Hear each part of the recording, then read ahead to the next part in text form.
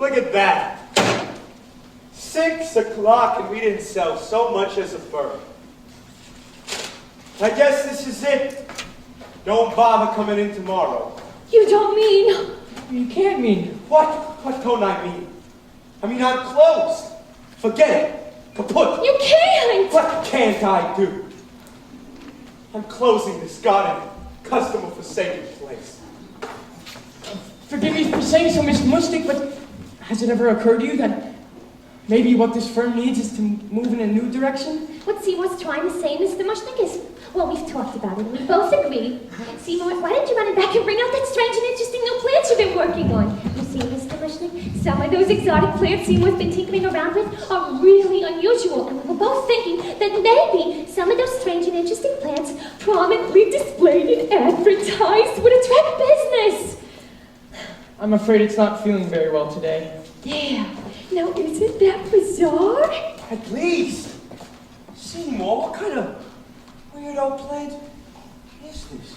I don't know, it looks like some kind of flytrap, but I haven't been able to identify it in any of my books, so I gave it my own name. I call it an Audrey 2. After me? I hope you don't mind.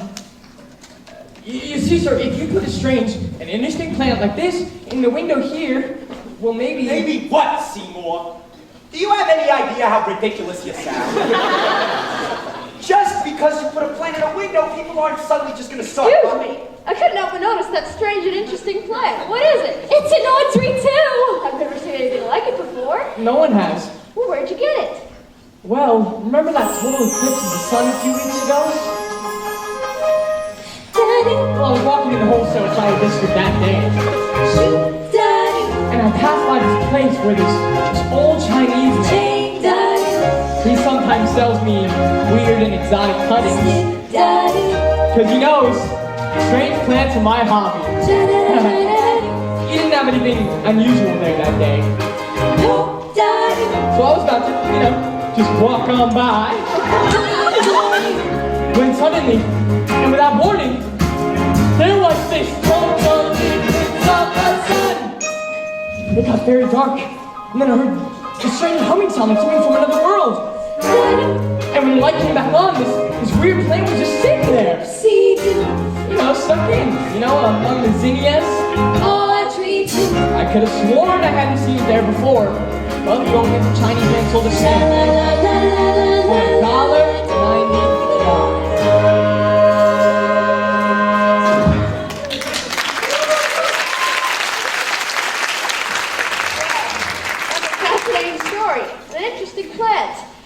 I might as well buy $50 worth of red roses while I'm here. $50? $50? $50? Yes, come here, you! Can you break 100? $100? I'm afraid our register's closed for the day. I guess we'll just have to take twice as many. Twice as many? Twice as many? Twice as many? Yes, Audrey, please! Kindly get our gentleman over here. $100 worth of our very finest American red roses.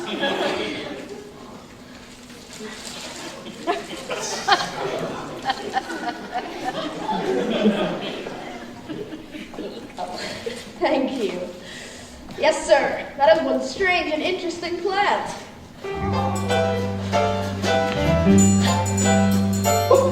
Quick, put this thing, what do you call it? An Audrey 2. Put it in the window where the passerbys can see. My God, I never have believed it. Children, I'm taking all of us out to dinner. Oh, I'd love to, Mr. Mushnick, but I've got a date. With the same no-goodnick of yours, Audrey. I'm telling you, you don't need a date with him, you need major medical. He ain't a good, clean kind of boy. He's a professional. Oh, what kind of professional drives around in a motorcycle and wears a black leather jacket? He's a rebel, Mr. Mushnick. But he makes good money, and besides, he's the only fellow I've got. Well, enjoy dinner. Good night, Seymour. Good night.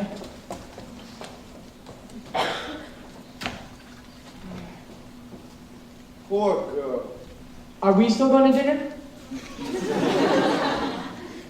You're not going anywhere, Seymour. You're staying right here and taking care of this sick plant. How come it's fainting all the time? I told you, it's been giving me trouble. It just wilts like this all day. Audrey, too, is not a healthy girl. Oh, well, strictly between us, neither is the Audrey one. If only I knew what breed it was, what genus. It's nowhere in the books. Well, my advice to you, Krellborn, is to figure it out and fast with this exotic little beauty bit for business. I know. So fix it, Seymour. I'm counting. I know. You do? I do. So fix! Good night. Oh, Tui, I don't know what else to do for you. Mr. Mushnik and Audrey, they just met you, but I've been going through this with you for weeks. Grow and wilt, spurt and flop. And you sickly little plants and you're just plain stubborn. What is it you want? What is it you need? I've given you sunshine. I've given you dirt. You've given me nothing but heartache and hurt. I'm begging you sweetly, I'm down on my knees. Oh please, grow for me. I've given you plants and water to sip. I've given you potash. You've given me sip. Oh God, how I missed you. God, how you tease. Now please grow for me. I've given you southern exposure to get you to thrive. I've hit you back hard like I'm supposed to. You're barely alive. I've tried you at levels of moisture from desert to mud. And I've given you minerals of the mist. What do you want from me, blood? Ouch! Damn roses. Damn thorns. Clumsy me. Hey Tui, look what I did. Hey Tui, you opened up. I wonder what made you do that.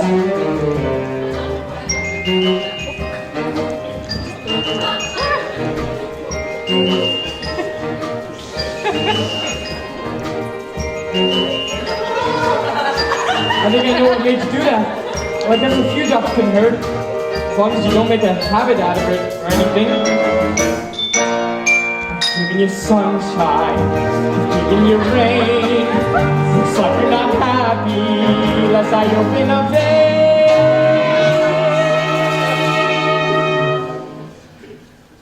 I'll give you a few drops.